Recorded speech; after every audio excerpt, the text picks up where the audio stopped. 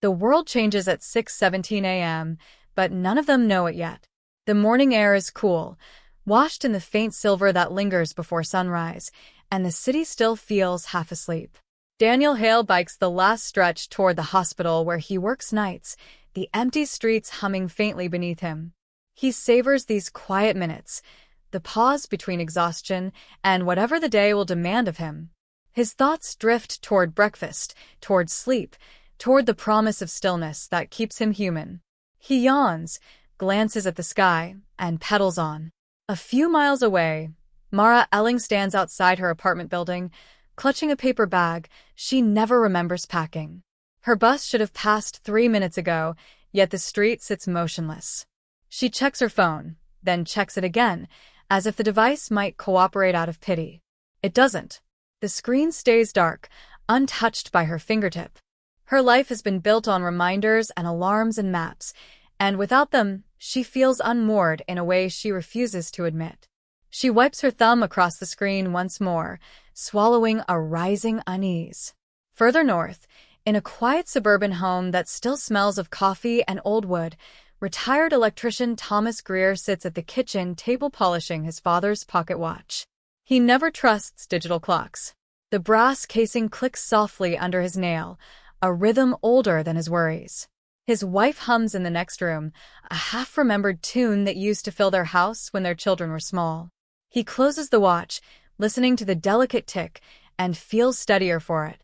3 people, unaware of one another, unaware that their day has already slipped out of their hands. At 6:17, the sky doesn't flash. The ground doesn't shake. The sun doesn't dim or flare. It is the quiet that shifts, subtle, then absolute. Daniel hears it first, a soft metallic stutter from the street lamps overhead. They flicker once, twice, then extinguish, leaving the road in dull pre-dawn gloom. He brakes instinctively, one foot scraping the asphalt as he stares upward. The power lines above him sag in the still morning air, silent as bone. His bike's electronic gear display freezes mid-digit. A strange tension gathers around him, the kind that wraps itself around the lungs and waits. Mara notices the bus stop sign first, its LED display glitching into static lines before going black. She tightens her grip on the paper bag, scanning the street for headlights. A car rolls to a stop, coasting unnaturally, as though its engine has simply forgotten how to breathe. The driver steps out, bewildered, lifting a useless key fob like a broken compass. Mara's pulse rises. She calls out to him, but the man doesn't respond at first. He's staring at his phone in disbelief. The same disbelief pressing cold fingers against her spine. Thomas hears the house sigh. That is the only word he has for it. A long, breathless exhale as the refrigerator winds down, the clock on the stove dims, and the hum in the walls evaporates. He lifts his head, alert in a way he hasn't been in years. He knows the feel of a blown transformer. He knows the sound of a local outage. This is neither. This is the sound of everything quitting at once. He stands slowly, pocket watch ticking steadily in his palm, a surviving heartbeat in a dead room. In the city, uncertainty spreads like fog. Daniel wheels his bike toward the hospital entrance, but the automatic doors remain closed, motionless despite the cluster of staff and patients gathering outside. The backup generators should have activated by now. They don't. He presses his palm to the cold glass, sees his own face reflected against the dim interior lights. Emergency responders arrive on foot, helpless radios clipped to silent uniforms. Daniel feels the shift in the air, that quiet dread that turns every passing second into a question. Mara begins walking, joining a slow-moving stream of pedestrians. People murmur in low voices, cell towers down, power outage, maybe a blown grid, maybe worse. She presses her dead phone against her thigh, wishing it could reassure her. She keeps rehearsing the steps.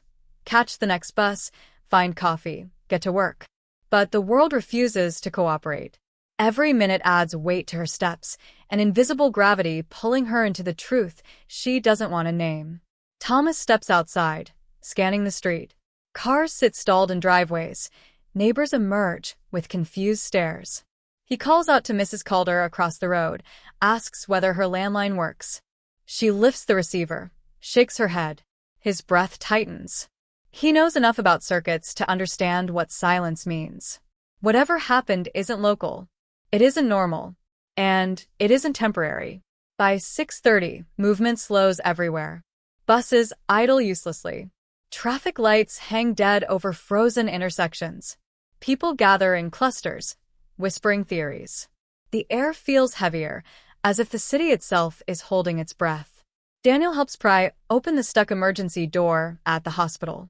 Inside, the hallways are dim, nurses navigating with flashlights, monitors reduced to lifeless plastic.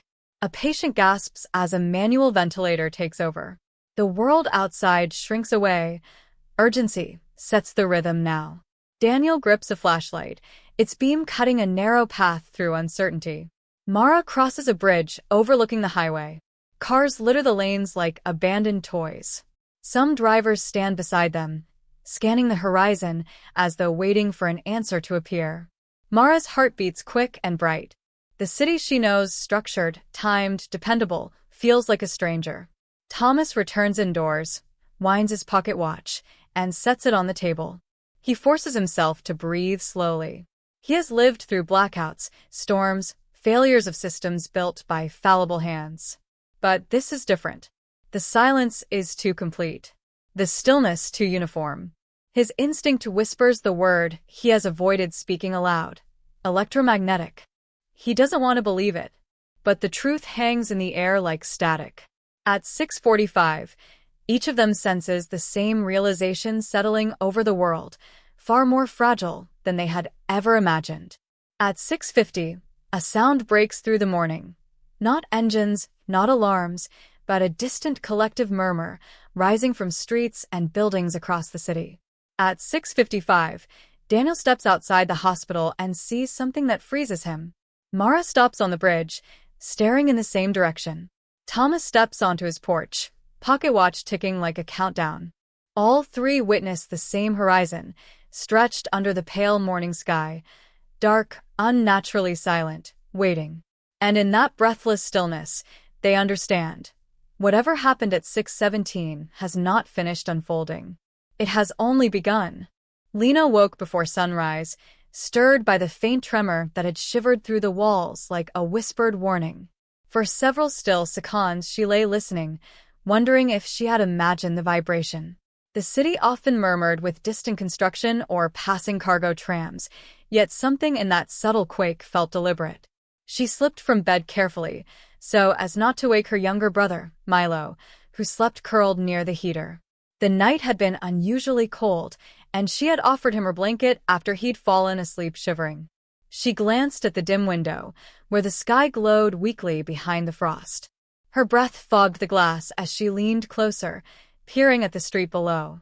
Everything seemed normal, yet the unease lingered like a shadow at the edge of her thoughts. In the cramped kitchen, she found her father already dressed, his boots laced, his heavy jacket zipped to the throat. He glanced at her without speaking, and she recognized the tautness in his posture, the same rigid stillness he carried whenever the radio delivered uneasy news. The small battery-powered set on the counter hissed with static as he adjusted the dial, trying to catch a clearer signal. Lena poured water into a pot, the clatter of the metal lid sounding too loud in the brittle quiet. "Another tremor," she murmured. He nodded slightly, eyes narrowed. "They said the grid is unstable again. Might be nothing." His tone, however, was far from reassuring. He had once been a systems engineer, before the plant closed and shortages began. If he was uneasy, there was likely a reason. Lena felt a prickle of apprehension at the base of her spine. Milo shuffled into the kitchen, rubbing his eyes, his hair rumpled. "Did something explode?" he asked. Lena ruffled his hair gently. "Just a tremor." Their father shut off the radio abruptly. "We're leaving early," he said. "I need to check the relay station." They requested volunteers. Lena stiffened. She hated when he stepped into repair missions. The routes were unsafe, and rumors of sabotage had spread. But she only nodded, swallowing her protest. They stepped outside into icy air. The street was quieter than usual. A few neighbors huddled near their doorways, murmuring anxiously. The sky was pale and washed out, as if holding its breath. Lena carried Milo's school bag while he walked beside her, clinging to her sleeve. Their father kept a brisk pace, scanning every intersection. It felt as though the whole district was waiting for something to crack open. They reached the tram station just as the first car arrived, screeching slightly as it braked. Inside, passengers sat stiffly. A woman clutched a bag of groceries as though guarding treasure. A man scrolled through alerts on his device, jaw tight. Lena felt the tension ripple through the carriage like a low hum. At the next stop, the tram jerked suddenly. Lights flickered. Milo whimpered, and Lena pulled him close. The driver announced a brief delay, though his voice trembled. When the tram resumed, the movement felt strained, as if the rails were resisting. When they reached the relay station, their father knelt to Milo. "Go with your sister," he said gently. "She'll take you to school." He glanced at Lena. "I'll meet you both before dark." Lena nodded, though doubt gnawed at her. She watched him hurry toward the building, disappearing through the reinforced door. Milo tugged her hand. "He'll be fine," she said, though she wasn't sure he believed it any more than she did. They walked toward the school, weaving through crowds thicker than usual. People clustered around public boards where new alerts flickered. A hollow dread settled in Lena's stomach as she noticed the repeated phrase pulsing across each screen: "System instability under review." She quickened her pace. At the school gates, Milo hesitated. "Stay with me until the bell?" he asked. Lena agreed. They sat on a bench in the courtyard, the air buzzing with frightened whispers from other students. Lena tried to distract Milo with small jokes, but his gaze kept drifting to the security towers overlooking the yard. When the bell rang, he hugged her tightly. "Be safe," he said. His voice was small, but his fear weighed heavily. After he disappeared inside, Lena started back toward the tram. She didn't want to return home yet. She wanted to stay near the relay station in case her father emerged early. The tremor from the morning replayed in her mind, its strange precision lingering like an unfinished sentence. As she approached the station, a sudden roar split the air. People cried out. A plume of smoke burst from the far side of the structure. Lena froze, heart pounding. Sirens blared. A frantic crowd surged, scattering in every direction. Her mind seized on one thought: her father was inside. She pushed against the fleeing current, determined to reach the entrance. A security officer grabbed her arm, shouting for her to get clear, but she yanked free, driven by desperate instinct. She reached the barricade just as a second blast echoed. Debris rained down. Someone dragged her backward, sparing her from the falling rubble. Through the haze, she saw the reinforced door twisted open. For a breathless moment, silhouettes emerged, volunteers stumbling through smoke. Lena searched each face wildly. Then she spotted a familiar jacket, streaked with soot, her father leaning heavily on another worker's shoulder. Relief surged through her so intensely it brought tears. She rushed toward him, slipping past responders. He looked up at her, eyes wide with something she had never seen in him before, fear edged with awe. "It wasn't an accident," he rasped. "The fault lines, they were triggered." Before Lena could ask anything, alarms wailed from the city center, and a voice boomed across the district. "All citizens prepare for immediate lockdown." Her father tightened his grip on her hand. "It's beginning," he whispered, and the certainty in his voice struck her harder than the explosion. The ground quivered again, an insistent tremor that rippled through her shoes and climbed her spine. Around them, people halted mid-step, their faces lifting toward the trembling sky. Lena felt Milo's absence like a tightening cord, pulling her toward a choice she wasn't ready to make now. Mara awoke before dawn, startled by the hush that folded over the house like an unfamiliar blanket.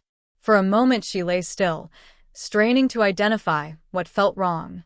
It wasn't a sound but the absence of one, a missing hum, the gentle pulse of the world that usually threaded through the walls. She rose quietly, careful not to wake Elias, and padded across the chilled floorboards toward the window.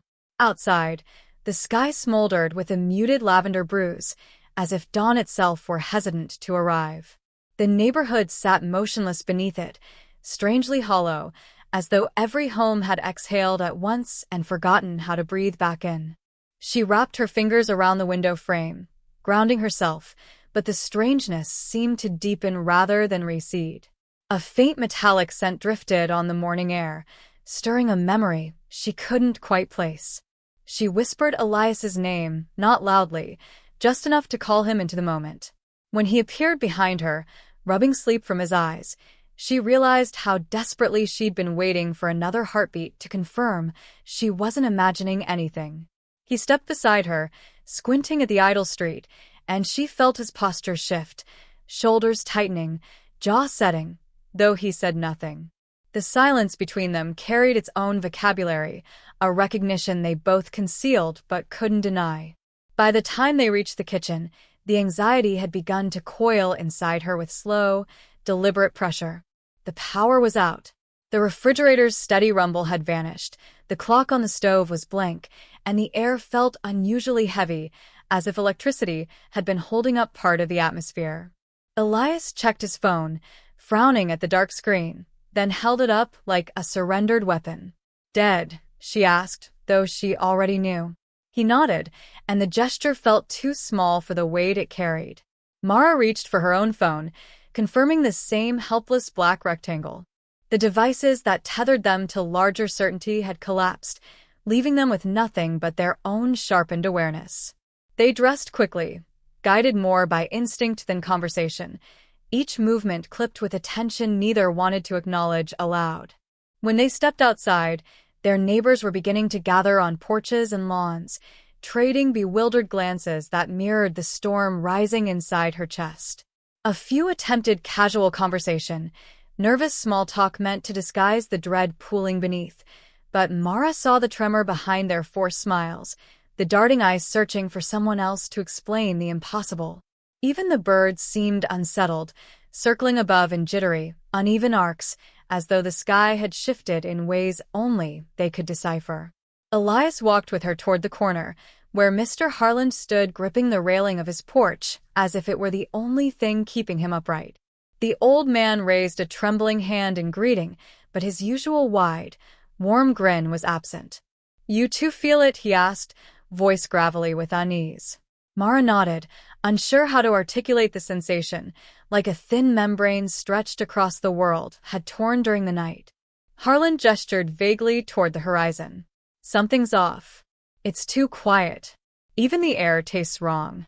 She wanted to disagree, to offer comfort, but the truth was unavoidable. She tasted it too, a metallic sharpness like the echo of distant lightning.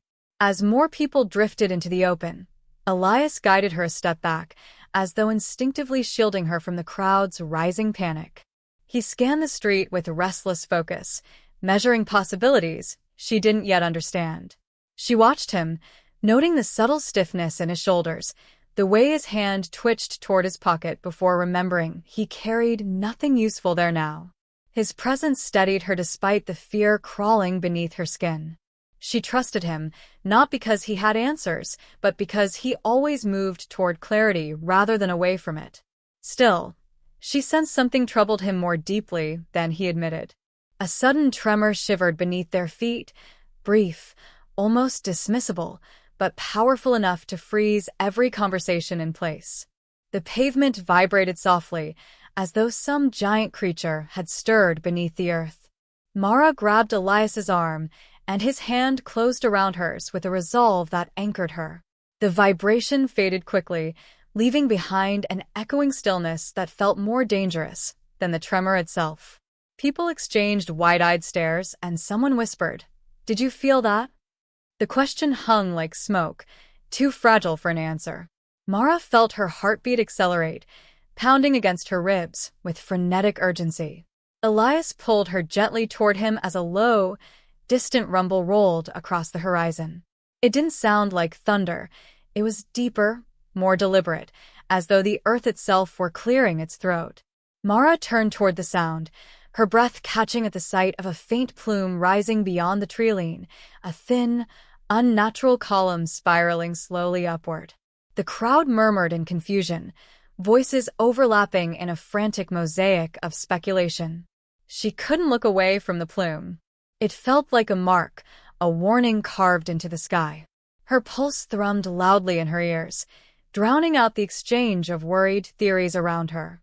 Without speaking, Elias began ushering her back toward the house. His pace was controlled, but she recognized the urgency in the way he tightened his grip on her hand. "What are you thinking?" she asked, her voice trembling despite her best effort to steady it. He opened his mouth as though preparing to lie, then closed it again, choosing silence instead. That answer frightened her more than anything he might have said. Elias wasn't evasive by nature. He confronted hard truths even when they wounded. If he was withholding this time, it was because the truth felt dangerous enough to require silence. Inside, Mara felt the walls closing around her, though Elias seemed to find purpose in the enclosed space. He checked supplies, opened drawers, moved with a precision that suggested familiarity with moments like this. She realized then that Elias had always carried a quiet vigilance, a readiness she had mistaken for overthinking. He paused only when he noticed her watching him, her eyes full of questions she wasn't sure she wanted answered.